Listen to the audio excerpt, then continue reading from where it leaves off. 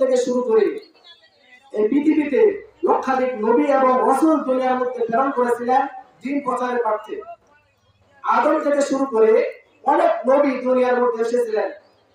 প্রায় 2,24,000 নবী দুনিয়ার মধ্যে প্রেরণ করেছিলেন আল্লাহর দ্বীন প্রতিষ্ঠা করার লক্ষ্যে। তাদের একটাই দাওয়াত ছিল লা ইলাহা ইল্লাল্লাহ মুহাম্মাদুর রাসূলুল্লাহ, আল্লাহর এক, তিনি অদ্বিতীয়, মুহাম্মদ সাল্লাল্লাহু আলাইহি ওয়াসাল্লামের রাসূল। তাদের একটি দাওয়াত ছিল যে তোমরা নামাজ পড়ো, রোজা করো, শিরক করো না, সমালোচনা করো না, গীবত করো না, মানুষের ওয়াসওয়াসা করো না, মানুষকে বিতক্তি করো না, মানুষকে ঠকা দিও না। এভাবে অনেক নির্দেশ যখন আদম থেকে শুরু করে নূহ আলাইহিস সালাম, আদম আলাইহিস সালাম, ইব্রাহিম আলাইহিস সালাম থেকে শুরু করে অনেক নবী দুনিয়ার মধ্যে এসে আল্লাহর দ্বীনকে প্রতিষ্ঠা করার জন্য তারা অনেক লড়াই করেছেন। কি করেছেন? সংগ্রাম করেছেন, লড়াই করেছেন। বাবা আদম থেকে শুরু করে মুহাম্মদ সাল্লাল্লাহু আলাইহি ওয়াসাল্লাম পর্যন্ত যত নবী রাসূল দুনিয়ার মধ্যে এসেছিল সকলে একটি কাজ ছিল, আল্লাহ এক, তিনি অদ্বিতীয়। তোমরা আল্লাহকে মেনে নাও, তোমরা শিরক করো না, গীবত করো না, মূর্তি পূজা করো না, তোমরা সন্তানদেরকে হত্যা করো না, তোমরা গোত্রীয় হানাহানি করো না এবং শিরক করো না, সুদকে ছেড়ে দাও ইত্যাদি যেগুলো আল্লাহ রাব্বুল আলামিন কোরআনের মধ্যে অবৈধ করেছেন সেগুলো তোমরা ছেড়ে দাও।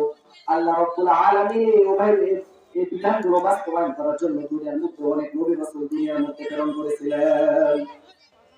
শেষ নবী আমাদের নবী মুহাম্মদ সাল্লাল্লাহু আলাইহি ওয়াসাল্লাম, যিনি এসে দুনিয়ার মধ্যে নিঃস্বার্থে তিনি আল্লাহর বিধান প্রতিষ্ঠা করার জন্য অনেক সংগ্রাম করেছেন। আমরা জানবো মুহাম্মদ সাল্লাল্লাহু আলাইহি ওয়াসাল্লাম কিভাবে তিনি দ্বীনকে প্রতিষ্ঠা করেছেন, কি কষ্টের মাধ্যমে। আজ আমরা এই দ্বীন পেয়ে, এই ইসলামকে পেয়ে আমরা অনেক উদাসীন। মুহাম্মদ সাল্লাল্লাহু আলাইহি ওয়াসাল্লাম তার সাহাবীগুলো এই দ্বীনের জন্য, এই ইসলামের জন্য বদর, উহুদ, খন্দক ইত্যাদি সংগ্রাম যুদ্ধ করেছেন কিনা? আজ আমরা ইসলামকে পেয়ে ফিরি ফিরি মুসলিম পরিবারে আমাদের কোনো সংগ্রাম, কোনো আবেদন ছাড়াই আমরা মুসলিম পরিবারে জন্মগ্রহণ করেছি। আমাদের কোনো নিয়ামত আমাদের কোনো মনে হয় না। মুহাম্মদ সাল্লাল্লাহু আলাইহি ওয়াসাল্লাম তিনি প্রথমে মুসলমানদেরকে দাওয়াত দেয় নাই, তিনি ইহুদি, খ্রিস্টান এবং বেধর্মীদেরকে তিনি দাওয়াত দিয়েছিলেন। এবং তিনি এমন একটি সমাজে আল্লাহ রাব্বুল আলামিন তাকে পাঠিয়েছিলেন যে সমাজ ছিল এমন অন্ধকার, সে সমাজে 5টি বড় বড় পাপ ছিল। 1 নাম্বার তারা শিরক করত, 2 নাম্বার তারা মাদকাসক্তি করত, 3 নাম্বার তারা সুদ খাইত, 4 নাম্বার তারা মেয়েদেরকে হত্যা করত, 5 নাম্বার তাদের মধ্যে গোত্রীয় হারাহানি ছিল এবং অন্যান্য পাপ ছিল। এই সমাজের মধ্যে মুহাম্মদ সাল্লাল্লাহু আলাইহি ওয়াসাল্লাম আসে, তিনি ইসলামকে কোরআনের মাধ্যমে দ্বীনকে প্রতিষ্ঠা করেছেন। এমন একটি সমাজে মুহাম্মদ সাল্লাল্লাহু আলাইহি ওয়াসাল্লাম আসছিলেন যে সমাজ অনেক জাহিলিয়া ছিল, মানুষ পাপকে পাপ মনে করত না। এমন একটি সমাজে মুহাম্মদ সাল্লাল্লাহু আলাইহি ওয়াসাল্লাম আসে, তিনি অন্য মানুষদের সাথে নিজের গায়ে ভাষায় যায় না। কি করে নাই? আমি একটি পরিবারে জন্মগ্রহণ করেছি, এখন আমি বাজারে গেলাম, ওই জায়গায় অনেক মানুষ পাপ করতেছে। একটি সমাজে, একটি জেলা, একটি উপজেলা, একটি পরিবারে, একটি বংশে এই জায়গায় মানুষ নামাজ পড়ে না, কোনো ইবাদত করে না, বৈধ অবৈধ হালাল হারাম কোনো মানে না। আমি ওই জায়গায় যখন রব্বুল আলামিন আমাকে সৃষ্টি করেছেন, আমি ওই জায়গায় আমার কোনো ধারণাই নেই যে আল্লাহ কি, বৈধ কোনটা, অবৈধ কোনটা। মুহাম্মদ সাল্লাল্লাহু আলাইহি ওয়াসাল্লাম এমন একটি সমাজে এসে তিনি অন্ধকার সমাজকে আলোকিত করেছেন। বলেন সুবহানাল্লাহ। মুহাম্মদ সাল্লাল্লাহু আলাইহি ওয়াসাল্লাম যখন যুবক অবস্থায় হয়েছিলেন, ওই সমাজকে ঠিক করার জন্য তিনি একটি সংগঠন করে তুলেছিলেন, যার নাম হিলফুল ফুজুল। তিনি সংগঠন করে যারা জুলুমের শিকার হইতো, অত্যাচার করত, মানুষের সম্পদকে আত্মসাৎ করত, গরিবদের উপর ধনীরা জুলুম নির্যাতন করত, এগুলো মানুষকে সামলান দেওয়ার জন্য তিনি একটি সংগঠন করে তুলেছিলেন, যার নাম হিলফুল ফুজুল। এই সংগঠন করার পরে যখন তিনি দেখলো না না না, কিছুতেই এগুলো আর সামলানো যাচ্ছে না, আমাকে অনেক বড় পদক্ষেপ নিতে হবে, আমাকে অনেক দূর এগিয়ে যেতে হবে। যখন তিনি এই সমাজকে ঠিক করতে পারলো না, তখন তিনি আল্লাহ রাব্বুল আলামিনের ধ্যানে এরা গুহার মধ্যে চলে গেলেন। কোন জায়গায়? তিনি সবকিছু ছেড়ে, পরিবার, বংশ, সম্পদ সবকিছু ছেড়ে রব্বুল আলামিন দিন প্রতিষ্ঠা করার জন্য তিনি ওই জাহেলি সমাজকে আলোকিত করার জন্য তিনি হেরা গুহার মধ্যে চলে গেলেন। হেরা গুহার মধ্যে যাওয়ার পরে তিনি আল্লাহ রাব্বুল আলামিনকে ডাকতে থাকলেন, হে আল্লাহ, আমি এমন একটি সমাজে নাজিল হয়েছি যে সমাজ অনেক অন্ধকার, আমি ওই সমাজকে আলোকিত করতে চাই। হে আল্লাহ, আমি ওই সমাজকে আলোকিত করতে চাই, আমাকে আপনি সাহায্য করুন। তিনি এভাবে ডাকতে থাকলেন ওই হেরা গুহার মধ্যে। আপনারা জানেন যে মদিনার মক্কার মধ্যে গেলে ওই হেরা পর্বত দেখলে আপনার মাথা নষ্ট হয়ে যাবে, এত বড় পাহাড়। ওই পাহাড়ের মধ্যে গিয়ে হযরত খাদিজা রাদিয়াল্লাহু তাআলা আনহু ওই মুহাম্মদ সাল্লাল্লাহু আলাইহি ওয়াসাল্লামকে তিনি খাবার এবং পানি দিয়ে আসতেন। মুহাম্মদ সাল্লাল্লাহু আলাইহি ওয়াসাল্লাম সবকিছু উৎসর্গ করে তিনি হেরা গুহার মধ্যে খাবার পানি আল্লাহ রাব্বুল আলামিনকে ডাকতে থাকলেন এবং তাকে খাবার দেওয়ার জন্য তার স্ত্রী খাদিজা রাদিয়াল্লাহু তাআলা আনহু ওই জায়গায় যাইতেন এবং তাকে দিয়ে আসতেন। এখন স্ত্রী আমাদের দরকার আছে কিনা, যে স্বামীর পাশে স্ত্রী সব সহায়তা সাহায্য পরামর্শ দিবে, এমন স্ত্রী আমাদের সমাজে দরকার আছে কিনা? এমন স্ত্রী ছিল হযরত মুহাম্মদ সাল্লাল্লাহু আলাইহি ওয়াসাল্লামের স্ত্রী খাদিজা রাদিয়াল্লাহু তাআলা আনহা। খাদিজা রাদিয়াল্লাহু তাআলা আনহা যখন ইন্তেকাল করেছিলেন, ইন্তেকালের পরে তিনি অনেক ভেঙে গিয়েছিলেন। যখন তাকে দাফন করা হলো, মুহাম্মদ সাল্লাল্লাহু আলাইহি ওয়াসাল্লাম কবরের পাশে দাঁড়িয়ে আছেন। দাঁড়িয়ে থাকার পরে আবু বকর রাদিয়াল্লাহু তাআলা আনহু বলতেছে, হে মুহাম্মদ, বাড়ি চলেন। মুহাম্মদ সাল্লাল্লাহু আলাইহি ওয়াসাল্লাম ওঝরে কাঁদতেছে, আমি কি জন্য বাড়ি যাব? যে মহিলাটা আমাকে সুখে দুঃখে জীবনের শুরু থেকে আমাকে সারা জীবন সাহায্য করে আসছে, আমার জীবনকে তিনি উৎসর্গ করেছেন আমার জন্য সকল সম্পদগুলো তিনি বিলীন করে দিয়েছেন, আমার জন্য তিনি জীবনকে উৎসর্গ করে দিয়েছেন। আমি এই মানুষটাকে কেমনে ছেড়ে যাবো? হে আবু বকর, আমি যাব না। আমি খাদিজা রাদিয়াল্লাহু তাআলা আনহু এর সয় জবাবগুলো আমি দিয়ে যাব। এমন একজন স্ত্রী ছিল পাশে সব সময়, যে আমি খাদিজা রাদিয়াল্লাহু তাআলা আনহুকে ছেড়ে কি জন্য যাব? যে মহিলাটা আমার জন্য সবকিছু উৎসর্গ করে দিয়েছেন, সবকিছু বিলীন করে দিয়েছেন। যখন খাদিজা রাদিয়াল্লাহু তাআলা আনহু ওই হেরা গুহার মধ্যে সবকিছু দিয়ে আসতো, চা নাস্তা, মুহাম্মদ সাল্লাল্লাহু আলাইহি ওয়াসাল্লাম আল্লাহকে ডাকতো, হে আল্লাহ, আমি ওই জাহেলি সমাজকে আলোকিত করতে চাই। এক পর্যায়ে আল্লাহ রাব্বুল আলামিন তার ডাকে সাড়া দিলেন। অনেকবার ডেকেছিলেন, কি ডেকেছিলেন? আমরা একবার দুইবার ডাকে আল্লাহকে বলি, হে আমার ডাক আল্লাহ রাব্বুল আলামিন শুনে না। মুহাম্মদ সাল্লাল্লাহু আলাইহি ওয়াসাল্লাম অনেকবার আল্লাহকে ডাকছিলেন ওই হেরা গুহার মধ্যে উঠে। 100 বার 200 বার অনেকবার ডাকার পরে আল্লাহ রাব্বুল আলামিন যখন তার ডাকে ইশারা দিলেন, জিবরাইল আলাইহিস সালামকে বললেন, হে জিবরাইল, তুমি মুহাম্মদ সাল্লাল্লাহু আলাইহি ওয়াসাল্লামের কাছে যাও, তিনি কি চাচ্ছেন? মুহাম্মদ সাল্লাল্লাহু আলাইহি ওয়াসাল্লামের কাছে গিয়ে তখন আল্লাহ রাব্বুল আলামিন তার কাছে গিয়ে কুরআনের আয়াতে সূরাতুল আরাফের 5টি আয়াত নিয়ে গেলেন। 5টি আয়াত নিয়ে গেলেন যে হে মুহাম্মদ, গিয়ে বললেন, হে মুহাম্মদ, দাঁড়াও, স্ট্যান্ড আপ, দাঁড়াও, আপনি পড়ুন। মুহাম্মদ সাল্লাল্লাহু আলাইহি ওয়াসাল্লামকে পড়তে বলেন যে ইকরা বিসমি রাব্বিকাল্লাযী খলাক খলাকাল ইনসানা মিন আলাক। মুহাম্মদ সাল্লাল্লাহু আলাইহি ওয়াসাল্লাম বললেন, আমি তো পড়তে পারি না। কি পারি না? মুহাম্মদ সাল্লাল্লাহু এমন একজন নবী ছিল যিনি পড়তে জানতো না। কি জানতো না? পড়তে জানতো না। তখন এভাবে 3 বার বলার পর জিবরাইল আলাইহিস সালাম নিজে তাকে বুকে জড়িয়ে এবারে বলেন, ইকরা বিসমি রাব্বিকাল্লাযী খলাক খলাকাল ইনসানা মিন আলাক ইকরা ওয়া রাব্বুকাল আকরাম الذي علم بالقلم علم الإنسان ما لم يعلم। এভাবে জিবরাইল আলাইহিস সালাম নবী সাল্লাল্লাহু আলাইহি ওয়াসাল্লামকে ধরে ধরে 5টি আয়াত অবতীর্ণ নাযিল করলেন। কুরআন নাযিল প্রথম আয়াত নাযিল করেছিলেন সূরাতুল আরাফের 5টি আয়াত। কিসের মাধ্যমে? যে হে নবী, আপনি পড়ুন। প্রথমে কি আসছিল? ওই আপনি সবাই মনে রাখেন, প্রথমে কি আসছিল? যে আপনি আপনার উম্মতদেরকে বলুন, নামাজ পড়তে বলুন, না রোজা রাখতে বলুন।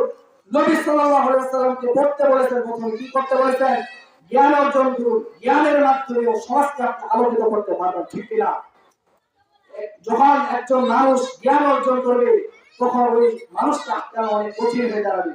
যখন একজন মানুষ জ্ঞান অর্জন মাধ্যমে আলোকিত করবে তখন তাকে আটকানো আর অসম্ভব। এজন্য মুহাম্মদ সাল্লাল্লাহু আলাইহি ওয়াসাল্লামকে প্রথমে আসে মুহাম্মদ আল্লাহ রাব্বুল আলামিন যাও জিবরাইল আলাইহিস সালাম প্রথমে বললেন যে তাকে পড়তে বলুন।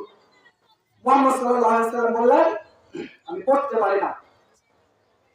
এরপরে যখন মুহাম্মদ সাল্লাল্লাহু আলাইহি ওয়াসাল্লামকে এভাবে জড়িয়ে দেওয়ার পরে তিনি অনেক ভয় পেয়ে গেলেন। ভয় পেয়ে খাদিজা রাদিয়াল্লাহু তাআলা আনহার কাছে এসে সবকিছু ডিটেইলস বললেন, হে খাদিজা, আমার কাছে এমন একজন ব্যক্তি আসছিল, এমন একজন বড় মানুষ আসছিল, আমাকে জড়িয়ে ধরলো। জড়িয়ে দেওয়ার পরে আমাকে কিছু আয়াত নাযিল করলো। আমি অনেক ভয় পেয়ে গিয়েছি, না জানি আমি কোনো মানুষের ক্ষতি করে ফেলেছি, আমি না জানি ধ্বংস হয়ে যাব, আমি মরে যাব, আমি ধ্বংস হয়ে যাব। এভাবে নবী সাল্লাল্লাহু আলাইহি সাল্লাম নিজেকে সামলাতে পারলো না। আমি কি করছি হে খাদিজা, আমার কাছে এমন একজন মানুষ আসছিল। খাদিজা রাদিয়াল্লাহু তাআলা তাকে বললেন যে আপনি জীবনেও ধ্বংস হতে পারেন না, আপনি এতিমের সাহায্য করেন, আপনি সহায়তা করেন, মানুষকে আপনি সহায়তা করেন, আপনি আপনার উপর কোন সময় আল্লাহ রাব্বুল আলামিন বিপদ দিতে পারে না। এভাবে খাদিজা রাদিয়াল্লাহু তাআলা আনহু মুহাম্মদ সাল্লাল্লাহু আলাইহি ওয়াসাল্লামকে অনেক উৎসর্গ করলেন, অনেক সহায়তা করলেন, তাকে সান্ত্বনা দিলেন, হে মুহাম্মদ আপনি চিন্তা করবেন না। এভাবে 3 মাস পরে, এভাবে 3 মাস ওহী বন্ধ ছিল। প্রথম ওহী যখন আসছিল এভাবে 3 মাস পর আবার আল্লাহ রাব্বুল আলামিন মুহাম্মদ সাল্লাল্লাহু আলাইহি ওয়াসাল্লামের উপর আবার ওহী অবতীর্ণ করলেন। এবার আল্লাহ রাব্বুল আলামিন মুহাম্মদ সাল্লাল্লাহু আলাইহি ওয়াসাল্লামকে বললেন, ইয়া আইয়ুহাল মুত্তাসির কুম ফাআনদির ওয়া রাব্বাকা ফাকাব্বির ওয়া থিয়াবাকা ফাতাহহির ওয়া রুজুসা ফাহজুর।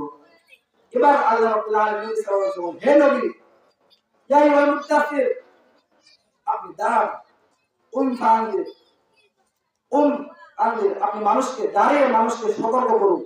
দ্বিতীয় ওহী যখন আসছিল তখন আল্লাহ রাব্বুল আলামিন নবী সাল্লাল্লাহু আলাইহি ওয়াসাল্লাম, আপনি দাঁড়ান, বের হন, মানুষকে সতর্ক করুন এবং নিজের শরীরকে পবিত্র করুন, অনার্থক কথাগুলো ছেড়ে দিন। অনার্থক কথা ছেড়ে দিয়ে মানুষকে দাওয়াত দেওয়া শুরু করুন। দ্বিতীয় ওহী যখন মুহাম্মদ সাল্লাল্লাহু আলাইহি ওয়াসাল্লামের কাছে আসলেন তখন তিনি ইসলামকে প্রচার শুরু করে দিলেন। কিভাবে প্রচার শুরু করলেন? ইসলামকে প্রচার শুরু করে দিলেন। এরপর মুহাম্মদ সাল্লাল্লাহু আলাইহি ওয়াসাল্লাম দ্বিতীয় ওহী আসার পরে তিনি 3 বছর গোপনে দাওয়াত দিয়েছিলেন। প্রথম দাওয়াত দিয়েছিলেন নিজের পরিবারকে। কাকে? নিজের পরিবারকে দাওয়াত দিয়েছিলেন। আমার নিজের পরিবার খাদিজা রাদিয়াল্লাহু তাআলা আনহু, তার বন্ধু আবু বকর রাদিয়াল্লাহু তাআলা আনহু, এবং তার সঙ্গী সাথীদেরকে আব্দুর রহমান বিন আউফ, আসআদ বিন জুরারা, মুআজ বিন জাবাল ইত্যাদি সাহাবীদেরকে তিনি দাওয়াত দিলেন গোপনীয় ভাবে। কিভাবে? নিজের পরিবারকে। আমি একটি পরিবারে আছি, আমার মা বাবা আছে, আমার ভাই আছে, আমার কিছু বন্ধু আছে। আমি যদি আমার পরিবার বংশদেরকে বলি যে আজকে আমি এমন একটি কাজ করব, তখন তারা অবশ্যই আমাকে পরামর্শ দিবে বা রাজি হবে। এভাবে নবী সাল্লাল্লাহু আলাইহি ওয়াসাল্লাম প্রথম যে ইসলামকে প্রচার করেছিলেন পরিবারের মাধ্যমে। অতএব আমাদের উচিত পরিবার থেকে আমাদের দ্বীনকে প্রচার করা, পর্দা প্রতিষ্ঠা করা, নামাজ পড়া। আগে নিজের পরিবারকে আপনি সৎ পথে নিয়ে আসুন, তারপর আপনি অন্য মানুষদেরকে দাওয়াত দেন। এভাবে মুহাম্মদ সাল্লাল্লাহু আলাইহি ওয়াসাল্লাম নিজের পরিবারকে আবার দাওয়াত দিয়েছিলেন। কাকে? নিজের পরিবার খাদিজা রাদিয়াল্লাহু তাআলা আনহু, তার বন্ধু বান্ধব, আত্মীয়স্বজন সকলকে দাওয়াত দিয়েছিলেন। কয় বছর? 3 বছর। 3 বছর দাওয়াত দেওয়ার পরে তখন তিনি ইসলামকে প্রকাশ্যে দাওয়াত দেওয়া শুরু করলেন। আপনারা জানেন খলিফাদের মধ্যে হযরত ওমর ফারুক রাদিয়াল্লাহু তাআলা আনহু যখন ইসলাম গ্রহণ করেছিলেন তখন ইসলামের শক্তি বেড়ে গিয়েছিল। যখন ওমর ফারুক রাদিয়াল্লাহু তাআলা আনহু ইসলাম গ্রহণ করেছিলেন, মুহাম্মদ সাল্লাল্লাহু আলাইহি ওয়াসাল্লাম ওমর ফারুকের জন্য অনেক দোয়া করেছিলেন, ইয়া আল্লাহ, আপনি ওমর ফারুক রাদিয়াল্লাহু তাআলা আনহু ইসলামের ছায়া দান করুন। যখন রব্বুল আলামিন মুহাম্মদ সাল্লাল্লাহু আলাইহি ওয়াসাল্লামের দোয়াকে কবুল করলেন, এক পর্যায়ে ওমর ফারুক রাদিয়াল্লাহু তাআলা আনহু ইসলাম কবুল করে তিনি ইসলামকে প্রচার শুরু করলেন। ইসলামকে প্রচার শুরু নয়, তিনি অনেক গর্ব নিয়ে, অনেক অহংকার নিয়ে তিনি ইসলামকে প্রচার শুরু করলেন। বাতিলদেরকে তিনি রুখে দিলেন, তিনি সত্যকে প্রতিষ্ঠা করা শুরু করলেন। আবু জাহেল, উতবা, সাইবাদের বাড়িতে গিয়ে তিনি বললেন, হে আবু জাহেল, আমি ইসলাম গ্রহণ করেছি, তুমি কি করবে করো। এইভাবে অহংকার গর্ব নিয়ে তিনি তাদেরকে বলেছিলেন যে আমি ইসলাম কবুল করেছি, তুমি কি করবা। এভাবে বললো আবু জাহেল উমরকে বলল যে হে উমর, তুমি কি পারতা না যে তুমি ইসলাম গ্রহণ করেছো, তুমি কি গোপন রাখতে পারতা না এটা? উমর রাদিয়াল্লাহু তাআলা আনহু সেখানে একটি কথা বলেছিলেন আমাদের সকলে মনে রাখা উচিত। উমর রাদিয়াল্লাহু তাআলা আনহু বলেছিলেন, হে আবু জাহেল, আমি ইসলামকে এমন ভাবে প্রচার করব যেমন ভাবে দিনকে, যেমন রাতকে দিন দ্বারা পরিবর্তন করে এমন ভাবে আমি অন্ধকারকে আলোকিত করে দেব। যেভাবে রাত দিনে আলোকিত হয়ে যায়, তাহলে আমি অন্ধকার সমাজকে আমি সৎ এবং হক দ্বারা আমি প্রতিষ্ঠা করে দেব। তবে ইসলাম অনেক শক্তিশালী হয়ে গেল। মুহাম্মদ সাল্লাল্লাহু আলাইহি ওয়াসাল্লাম ব্যাপকভাবে প্রকাশ্যে ইসলামের দাওয়াত শুরু করে দিলেন। এক পর্যায়ে মুহাম্মদ সাল্লাল্লাহু আলাইহি ওয়াসাল্লাম অনেক নির্যাতন নিপীড়নের শিকার হয়েছিলেন। যখন তিনি নির্যাতনের শিকার হয়েছিলেন, আপনারা জানেন বেলাল রাদিয়াল্লাহু তাআলা আনহু এবং অন্যান্য সাহাবীদের উপর অনেক নির্যাতন কঠোর নিপীড়ন নেমে এসেছিল। এমন নির্যাতন নেমে এসেছিল আমরা কল্পনা করতে পারবো না। ইসলামকে তারা ছাড়ে নাই। ও বেলাল রাদিয়াল্লাহু তাআলা আনহু উত্তপ্ত বালুর উপর শুয়ে দিত, হে বেলাল, আপনি মুনাফিক হয়ে যান। বেলাল রাদিয়াল্লাহু তাআলা আনহু কখনোই রাজি হয় নাই। না না না, আহাদ বলতেছিল, আমি কখনোই রাজি হব না, আমি ইসলাম গ্রহণ করেছি, আমাকে ইসলাম থেকে কেউ বিচ্ছিন্ন করতে পারবে না। ইসলাম গ্রহণ করেছি। যখন ইসলামের শক্তি বেড়ে গেল, তখন আবু জাহেল, উতবা, সাইবা ওই মানুষদের উপর অনেক অত্যাচার শুরু করলো। এক পর্যায়ে আপনারা জানেন যে তারা এক পর্যায়ে আবিসিনিয়ায় হিজরত করেছিলেন। তারা এমন একটি নির্যাতনের শিকার হয়েছিলেন, নির্যাতনের শিকার হওয়ার পর তিনি এলাকা ছেড়ে দিয়েছিলেন। কি ছেড়ে দিয়েছিলেন? ইসলামের জন্য এলাকা ছেড়ে দিয়েছিলেন। ছেড়ে দিয়ে আবিসিনিয়ায় হিজরত করে ওই জায়গায় অনেক একজন খ্রিস্টান বাদশা ছিল, ওই বাদশার আমলে গিয়ে তারা আশ্রয় গ্রহণ করলো। আশ্রয় গ্রহণ করার পর ওই জায়গায় তাদেরকে অনেক আশ্রয় দিল এবং তাদেরকে বলল যে হে বাদশা, আমরা নামাজ পড়ি, রোজা করি, হজ করি, যাকাত দিই, আমরা সুদ খাই না, মদ খাই না, ঘুষ খাই না, মানুষকে এভাবে ইসলাম প্রচারের সৎ পথে দাওয়াত দিয়ে আমাদেরকে এগুলো কি দোষ? বাদশাকে তখন বলল যে না। তখন আবিসিনিয়ার বাদশা সূরাতুল মারিয়ামের শেষ আয়াতগুলো তিনি শুনে বছরে গেলে তিনি সেখানে ইসলাম গ্রহণ করেছিলেন। সেখানে ইসলাম গ্রহণ করেছিলেন তিনি। তার সূরাতুল মারিয়ামের শেষের কিছু আয়াত তখন সে একজন জৈনিক সাহাবী তাকে শুনিয়েছিল, তখন ইসলাম গ্রহণ করেছিলেন। এভাবে আবিসিনিয়া থেকে তিনি ফিরে আসলেন। আরো অত্যাচার বেড়ে গেল সাহাবীদের উপর। কি বেড়ে গেল? অত্যাচার বেড়ে গেল। এক পর্যায়ে 3 বছর তাদেরকে বাড়ি ছাড়া হয়ে হয়েছিল। কাফের ছাল পাতা খেয়ে তাদেরকে জীবন যাপন করতে হয়েছিল। এবং এক পর্যায়ে যখন মুহাম্মদ সাল্লাল্লাহু আলাইহি ওয়াসাল্লাম মক্কা ছেড়ে তিনি এক পর্যায়ে মদিনায় চলে গিয়েছিলেন,